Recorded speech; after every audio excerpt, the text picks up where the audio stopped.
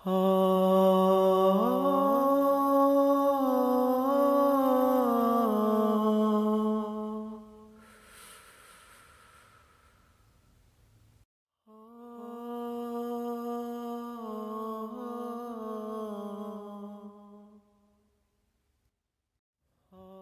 tayo magsimula mga kabayan, simpleng tanong lang para sa lahat ano. Kung sakaling magkaroon ka ng mutya ng saging, at alam naman natin na ang bawat mutya ay may kaakibat na responsibilidad. Tatanggapin mo ba ang mutya o hindi? Kayo nang bahalang sumagot mga kabayan, huwag na nating patagalin pa, simulan na natin ang kwento. Ang kwentong ito ay hango sa totoong buhay. Mula ito sa isa nating kabayan na itago na lang natin sa pangalang Benji. Taong 1977. Palo, Leyte. Nang mga panong ito ay kakamatay pa lang ng asawa at nag-iisang anak ni Benji. Pinatay yung mga minamahal niya sa buhay ng isang aswang. Hinding-hindi niya malilimutan nung madaling araw na umuwi siya galing trabaho.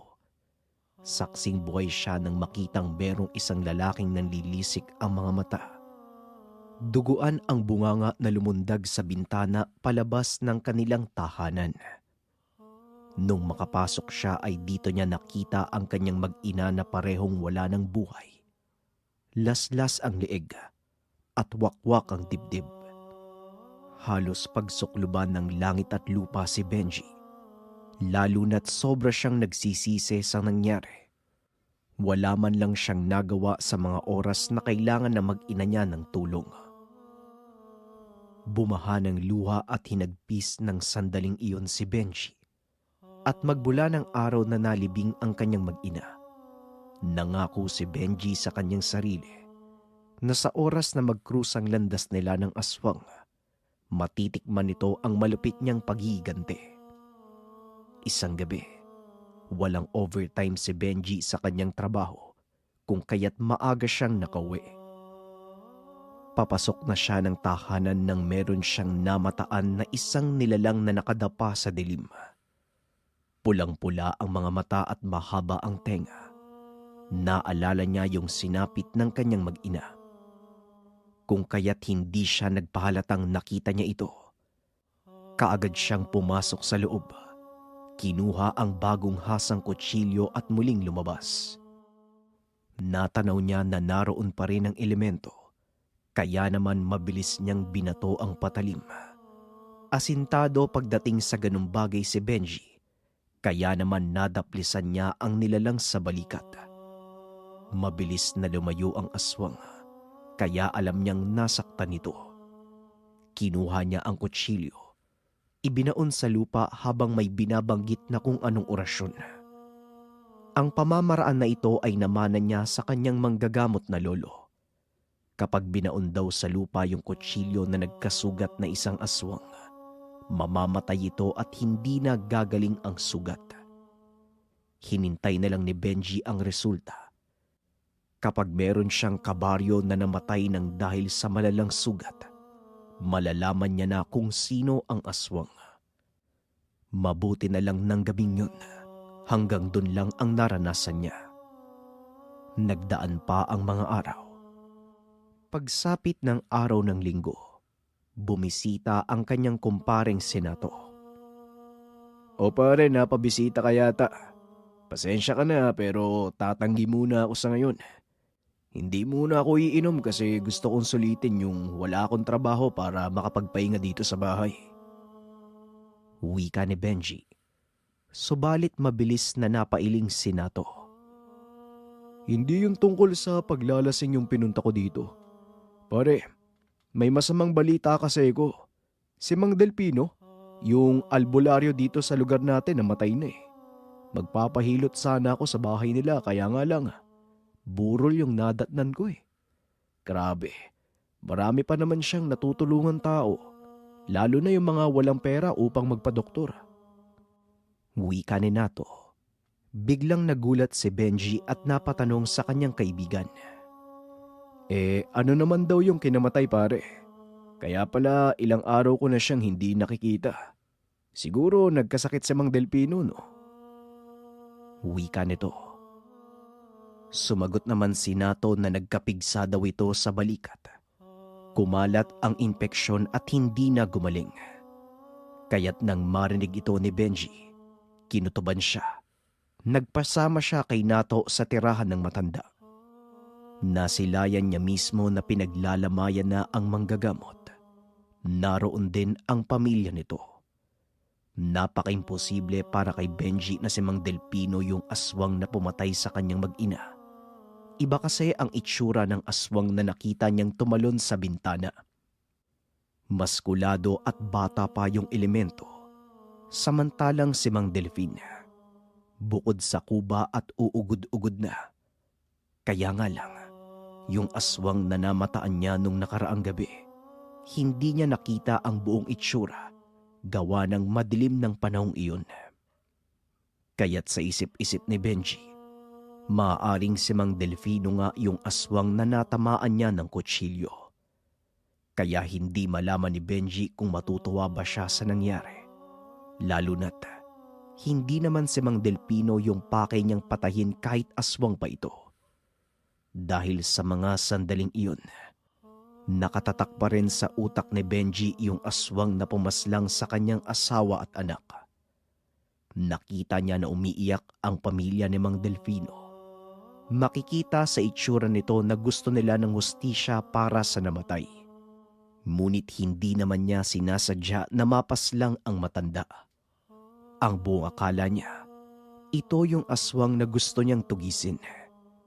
Dahil sa labis na awa ni Benji, yung kalahati ng kanyang sweldo ay inihulog niya sa abuloy.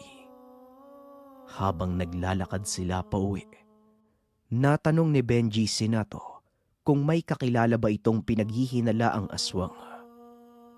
Naku pare, wala akong kakilala pero bakit mo natanong? Wika ni Nato. Siyempre hindi ko pa rin nakakalimutan yung nangyari sa pamilya ko. Mahal na mahal ko sila at talagang gusto ko magiganti. Sagot ni Benji. Kaya naman pinaalalahanan siya ni Nato na masyadong mapanganib ang gagawin niya. Kailangan ng iba yung pag-iingat.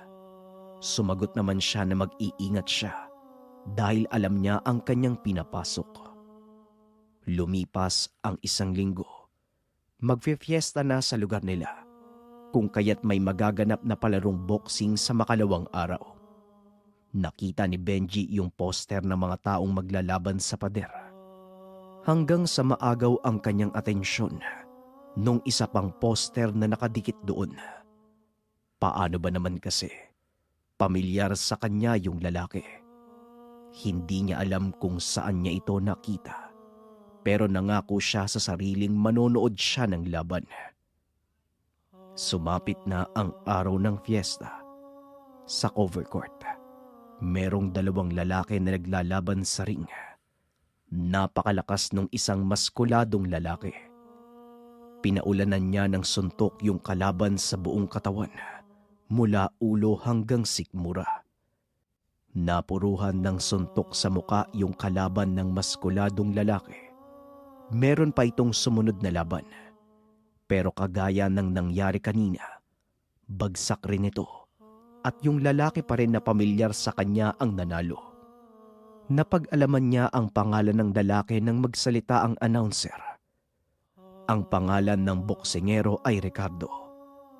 Natanong ni Benji sa katabi niyang manonood kung taga saan si Ricardo. Ay sa pagkakalam ko, taga kabilang baryo yan. Pero parang bagong salta pa lang. Mula yata yan sa lugar ng Iloilo. Ayun ay batay sa mga narinig ko Wika sa kanya ng isa sa mga nanonood. Ano po kaya yung eksaktong lokasyon niya, Manong? May kailangan kasi ko sa kanya Muling tanong ni Benji. Kaya't sinabi ng matandang lalaki kung saan ito matatagpuan. Alam ni Benji ang lugar na yun. Kaso nga lang, bibihira lang siyang magawi roon dahil wala siyang kakilala. At isa pa, liblib ang lugar. Ngunit buo ang pasya ni Benji na magpunta roon upang magmanman. Lalo't kinukutoban siya na ito yung lalaking pumatay sa kanyang mag-ina. Malaki ang pagkakahawig nito doon sa elemento. Nararamdaman niya ring aswang yung lalaki. Nakakapagduda kasi ang lakas nito. 5 kalaban ang napabagsak ni Ricardo sa ibabaw ng ring.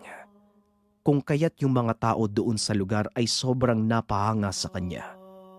Hindi na nagtagal si Benji doon sa lugar. Dali-dali siyang umuwi ng tahanan. Maghahanda siya mamayang gabi para puntahan si Ricardo. At upang makasigurado, hinasa niya ang kanyang kutsilyo. Sumapit na ang takip silim. Dito na nagsimulang umalis si Benji. Naglakad na siya papunta sa kabilang baryo. Napakaliblib sa lugar na yun. Dumaan siya sa pagitan ng maisan, sa putikan at lumusong sa sapa. Makaraan ang ilang oras ng paglalakad, narating niya na yung maliit na komunidad. Subalit nagtaka siya. 6:00 pa lang ng gabi. Maaga pa ng mga panong iyon, pero wala ng mga taong makikita sa labas. Lahat ng nakatira doon ay nasa loob na at nakasara din ang bintana. Sa paglibot niya ng tingin sa lugar, may isang matandang babae na papasok pa lang sa kanyang bahay. Subalit nang makita siya ay bigla itong nagulat. Anong ginagawa mo, iho, dito sa labas? Delikado nang lumabas ngayong oras. Mukhang dayo ka lang dito, ano? Magmadali ka nang umuwi sa inyo hanggat hindi pa sobrang dilim. Wika nito. Nanlaki ang mga mata ni Benji sa mga sinabi ng matandang babae. Wala po akong pakialaman kung delikado. Mukhang hindi niyo pa alam kung sino ang aswang dito sa lugar niyo. Ako alam ko na po kung sino. Nagpunta ako dito para gumanti. Wika ni Benji. Hinayaan na lang siya ng matanda at hindi na pinilit pa. Ngunit bago pumasok, pinag-ingat siya ni Manang. Napatango na lang si Benji at nagpatuloy sa paglalakad. Hanggang sa marating niya ang isang tirahan na maraming kambing at itim na baboy na gumagala sa bakuran. Dito pa lang ay nagkaroon na siya ng hinala na aswang ang nakatira. Dahil hindi normal ang pagkilos ng mga elemento. Sa isip-isip ni Benji, marahil alaga ito ng aswang. At upang mapatunayan kung totoo ba ang kanyang hinala, sumilip siya sa pagitan ng kanyang mga binti. Nagulat siya at halos mawala ng balanse. Paano ba naman kasi? Nakita niya ang tunay na anyo ng mga hayop. Mahaba ang leeg, bilog ang ulo at walang mga mata.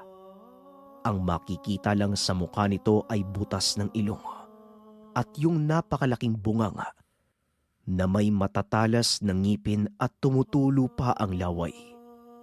Samantalang yung mga binti nila, mahaba ang harapan, ngunit yung dulo ay ubod ng ikli. Maya-maya pa, biglang nawala isa-isa sa hindi malamang dahilan ng mga hayop. Napansin niya na bumukas ang pintuan ng tahanan at lumabas doon si Ricardo. Seryoso ang mukha nito habang nakatitig sa kanya. Anong tinatayo-tayo mo dito sa harapan ng bahay ko? Ano bang kailangan mo? Wika nito. Tumayo ng tuwid si Benji habang nagsasalita. Huwag ka na magmaang-maangan. Ikaw yung aswang na pumatay sa mag-ina ko. Magbabayad ka. Mabuti na lang at nagkita yung landas nating damuho ka. Wika ni Benji. Kaagad namang napatawa si Ricardo. Nakakasigurado ka bang ako yon? Hindi ako aswang, pare. Sino ka ba para pagsalitaan mo ako ng ganyan? Hindi nga tayo magkakilala eh. Ay nako. Wika ni Ricardo. Kaagad na binunot ni Benji ang kutsilyo na nakasabit sa bewang. Binato niya kay Ricardo. Mahusay sa paghawak ng mga patalim si Benji, kung kaya't bumaon nito sa balikat ng lalaki. Napainda ito habang sapo ang sugat. Ngunit maya-maya lang, tumawa si Ricardo na siyang ikinagulat ni Benji. Yan lang ba yung kaya mong gawin? Napakadali namang maghagis ng kutsilyo sa isang tao eh. Kung gusto mo, subukan ko sa'yo para malaman mo. Wika ni Ricardo habang hinuhugot ang nakabaon na patalim sa balikat. Hindi nga ako nagkamali ng hinala. Aswang ka nga. Malinaw na ikaw yung pumatay sa asawa't anak ko. Magbabayad ka dahil papatayin kita. Wika ni Benji, ngunit tumawa lang si Ricardo. Sige na nga, aaminin ko na. Ako nga yung pumatay sa mag-ina mo. Ang masasabi ko lang sa'yo, napakasarap ng dugo nila. Hanggang ngayon nalalasahan ko pa rin. At saka, kahit anong sabihin mo sa ibang taong nandito o sa mga kabaryo mo, walang maniniwala sa'yo. Ang iisipin lang nila, isang tao na hindi makalimutan ang nangyari sa kanyang pamilya. Isang taong baliw. Wika ni Ricardo. Dahil sa narinig ni Benji, nagpantig ang kanyang tenga. Muli siyang bumunot ng panibagong kutsilyo. Buong puwersa niya itong ibinato kay Ricardo. Sinigurado niyang matatamaan ang dibdib. Ngunit laking gulat niya nang salawin ito ni Ricardo. Nakakainsulto ang binitawang ngiti nito sa kanya. Hanggang sa ibinato sa kanya ang kutsilyo pabalik. Napasigaw si Benji nang dahil sa sakit, lalo na nang bumaon sa kanya ang kutsilyo. Dahilan para tumulo ang maraming dugo sa kanya. Hoy, kung ako sa'yo, umalis ka na. At baka kung ano pa yung magawa ko sa'yo. Maawa ka naman sa sarili mo. Oo, pwede kitang patayin pero ang mas maganda kasi magdusa ka eh. Lalo pat, alam mo naman kung sino yung pumatay sa mag-ina mo. Pero wala kang magawa. Wika ni Ricardo. Dahan-dahang nagpalit ang kanyang anyo. Tinubuan ng makapal na balahibo sa muka at naging solidong kulay itim din ang kanyang mga mata. Dihado si Benji sa laban, kaya naman isinantabi niya ang galit. Bago siya tuluyang makaalis doon sa lugar, muli namang nagsalita si Ricardo. Oy, para hindi naman masama sa'yo. Kapag gumaling ka na, medyo magsanay ka pa. Pwede mo akong balikan kahit anong araw. Iintayin kita. At huwag ka na maglakas loob na magsabi pa sa ibang taga-baryo. Walang maniniwala sa'yo kasi parang baliw ka lang. Huling wika nito. Nang makauwi ng tahanan si Benji, malalim ang kanyang sugat at maraming dugo ang nawala sa kanya. Kaya kaagad niya itong tinalian ng tela. Nang gigigilis siya ng mga sandaling iyon, hindi niya napatay ang nilalang na pumatay sa kanyang pamilya. Nang kalaunan, nag-isip ng paraan si Benji kung paano niya mapapatay ang aswang. Kinabukasan ay nagpunta siya sa tirahan ni Mang Emong, kilalang matandang albularyo sa kanilang lugar. Pagkarating niya, kakatapos lang nitong manggamot. O Benji, anong kailangan mo? Teka, bakit may sugat ka? Anong nangyari sa'yo? Wika ni Mang Emong. Alam ko pong kayo lang yung taong malalapitan ko at kayo lang po yung maniniwala sa akin. Pero gawa po ito ng aswang eh. Yung aswang na pumatay sa asawa't anak ko. At kaya naman po ako naparito sa lugar nyo. Magtatanong po sana ako kung paano po kumuha ng mutya ng saging. Nasabi po kasi sa akin ng lolo ko noon na mabisang paraan ito para ipanlaban sa mga elemento. Sa ganung paraan, doon ko lang po makakayanan na labanan ng aswang. Wika ni Benji. Nagulat ang matandang manggagamot sa kanyang narinig. Aba, kilala mo din pala yung aswang, Benji. At tama ka ng pinuntahan. Noon ay sinubukan ko na ding ipaliwanag sa mga tawang tungkol dyan. Pero wala namang maniniwala sa akin. Kaso nga lang iho, Hindi madali ang pagkuha ng mutya ng saging. Marami kang haharaping elemento. Kung hindi mo na nga kinaya yung nag-iisang aswang, paano pa yung maraming engkanto o mga elemento? Wika ni Mang Emong. Sumagot si Benji na desidido siya sa kanyang gagawin. Gusto niyang mamatay ang aswang sa kanyang mga kamay. Kahit anong klaseng elemento ay handa siyang harapin. Makuha lang ang hustisya. Merong ibinigay na medalyon si Mang Emong sa kanya. Ngunit ang bisa ng medalyon ay pangontra lang upang hindi siya malapitan ng elemento. Wala itong kakayahan upang palakasin ang kanyang katawan. Gawa ng malapit na ring magmahal na araw. Ipinaliwanag ni Mang Emong sa kanya kung ano ang puno ng saging na merong mutya. Maghanap ka ng puno na malapit sa tubig, kagaya ng sapa sa gabi. At doon, siguradong merong mutya. Madali mo na lang to makikita kapag sumapit na ang mahal na araw. Mag-iingat ka, iho. Wika ni Mang Emong. Isinuot naman ni Benji yung medalyon sa kanyang leeg. Lumipas ang mga araw. Sumapit na ang Biyernes Santo. Kaunting pagsubok lang ang pinagdaanan ni Benji. Tila ba kusang ibinigay sa kanya ang mutya. Para bang nararamdaman ng mga elemento sa kanyang paligid kung para sa niya gagamitin ang mutya. Nang masalo ni Benji ang mutya gamit ng kanyang bibig, dito na nagsimulang uminit ang kanyang dibdib. Pinagpawisan siya ng todo at nanghina ang katawan. Mabuti na lang, nakaabot pa siya ng kanyang tahanan. Ito lang ang naging pagsubok ni Benji. Kailangan niyang makauwi ng tahanan ng buhay. At nang makarating siya doon, dito na tuluyang kumapit sa kanya ang mutya ng saging. Nang sumunod na araw, dito niya naramdaman ang kakaibang lakas ng mutya. Kakaibang gaan ng katawan. Nakakasipa siya sa hangin. At higit sa lahat, nagkaroon ng dagdag na lakas ang kanyang pagsuntok. Hindi na siya nag-aksaya ng oras. Pagsapit ng gabi ay pinuntahan niya si Ricardo. Paulit-ulit siyang sumisigaw at pinapalabas ito ng tahanan. At napagtanto din ni Benji ng mga oras na yun. Kahit madilim ang buong paligid, nagagawa niya pa ring makakita.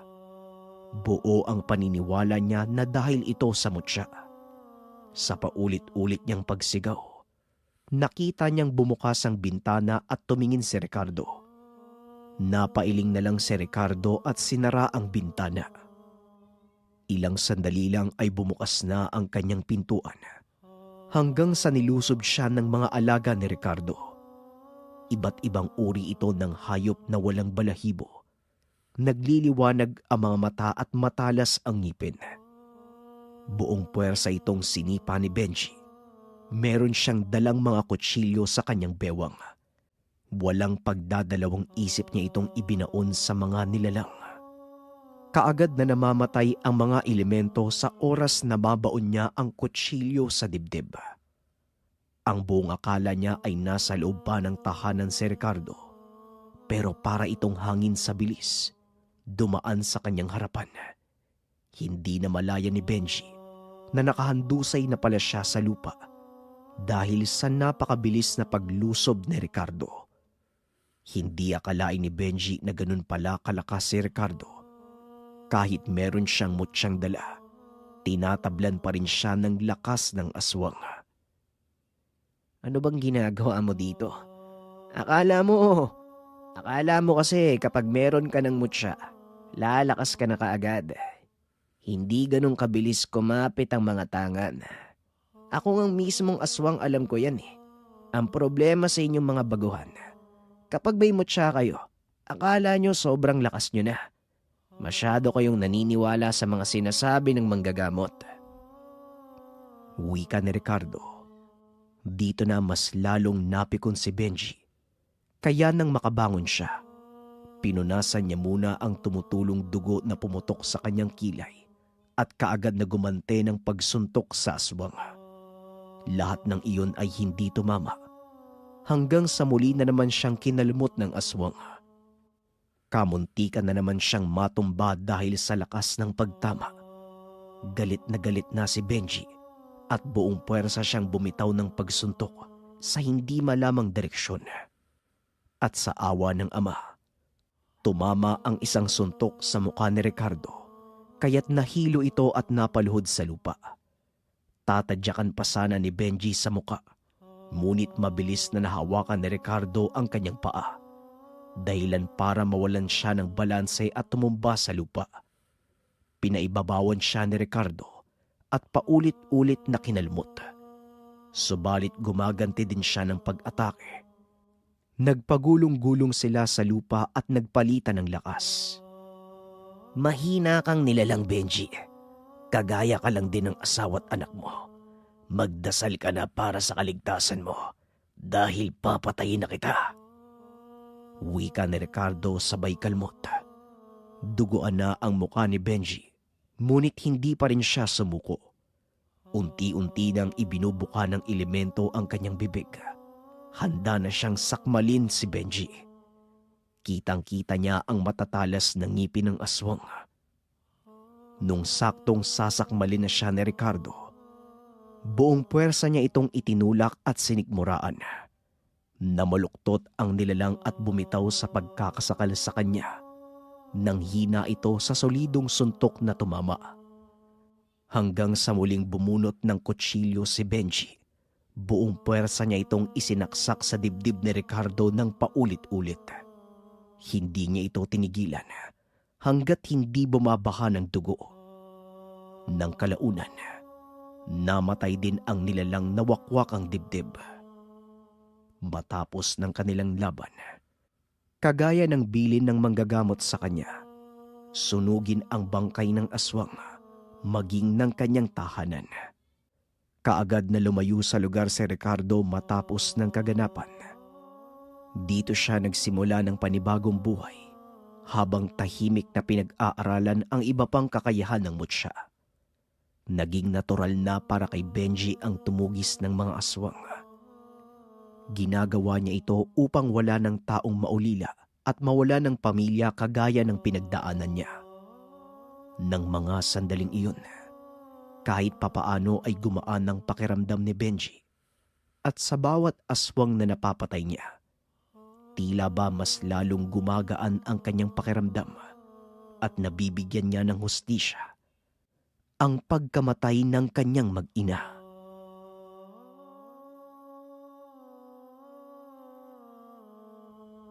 Maraming salamat sa pakikinig ng ating kwento, mga kabayan. Kaunting opinion ko para sa istorya. Tama yung sinabi ng elemento sa kanya. Kasi sa oras na magkamutya ka, hindi ka agad kumakapit sa'yo yung tangan.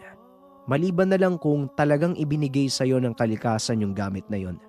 At makikita din natin sa storya, parang naramdaman ng mga elemento na kaya niya kailangan yung mutya dahil meron siyang papatayin na aswang. Kaya naman kahit bago lang sa kanya yung mutya, hindi naman siya pinabayaan. Yan lamang, mga kabayan, naway nagustuhan ninyo ang ating kwento at sagutin nyo rin yung katanungan doon sa simula ng video. Maraming salamat. Paalam.